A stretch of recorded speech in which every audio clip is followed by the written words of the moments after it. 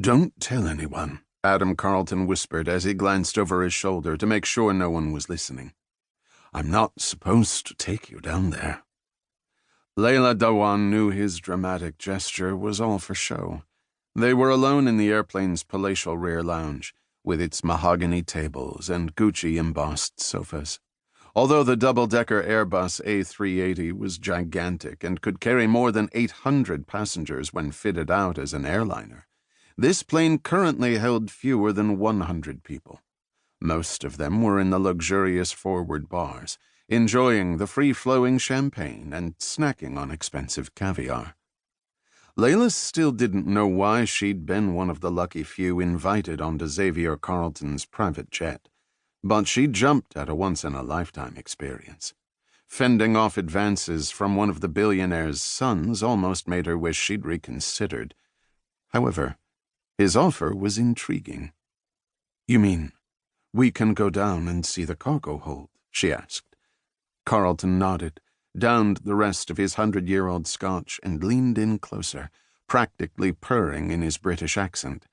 "Have you ever seen a Bugatti Chiron?" The reek of alcohol on his breath almost made Layla gag. She shook her head.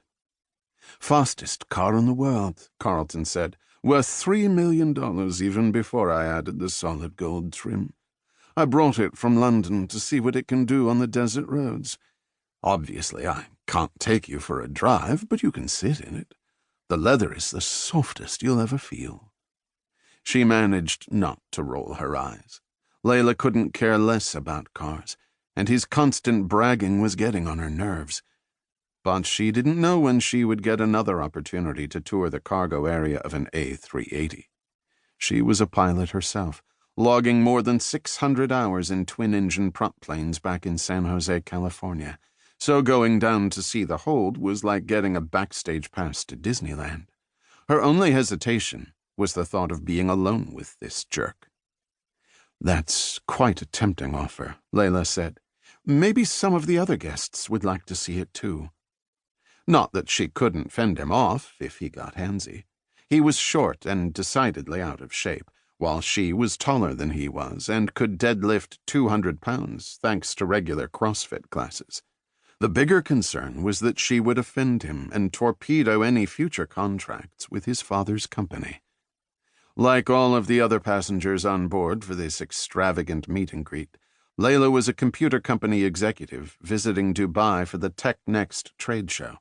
As the chief technology officer of Singular Solutions, she was attending the convention to help pitch her firm's groundbreaking pattern recognition software to customers around the world. So far, they'd signed contracts for $50 million.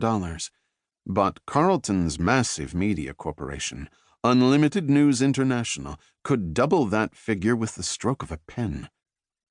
When Layla suggested they bring others with them, Carlton scowled and sat back. "If you don't want to see my car, just say so," he huffed. "No, I really do," Layla said with a smile. She stood up, smoothing the skirt of her black cocktail dress. "Quick, before anyone knows I'm getting a private tour." Carlton grinned and nearly leaped to his feet. "I promise you won't regret it. The Chiron is almost as beautiful as you are. Lead the way." He took her to a tiny elevator and they both squeezed in, Carlton smiling up at her as they descended. "Are you from America originally?" he asked. "California, born and raised. My parents are from New Delhi. I've been to India many times. My father has a villa outside of Mumbai. I never got to thank him for the invitation to this event. Unfortunately, he couldn't be here. He had an urgent matter to attend to in Dubai."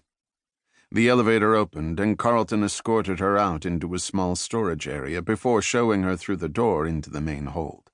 He froze at the sight that met them. The vast cargo area was completely empty. Carlton wheezed a couple of times, then yelled, "Where is my car? I saw it loaded onto the plane last night before we took off from England. When I find out who—" Without warning, the airplane suddenly plunged into a dive, sending both of them soaring toward the ceiling. Floating 10 feet above the floor, they flailed for a few moments. Then the jet rapidly reversed course, slamming them down. Layla landed on flat metal, but Carlton wasn't so lucky. His head smashed into a bare stanchion that should have been holding down his car. She got to her feet and rushed over to him. Blood pooled around his head. He was unconscious, but breathing.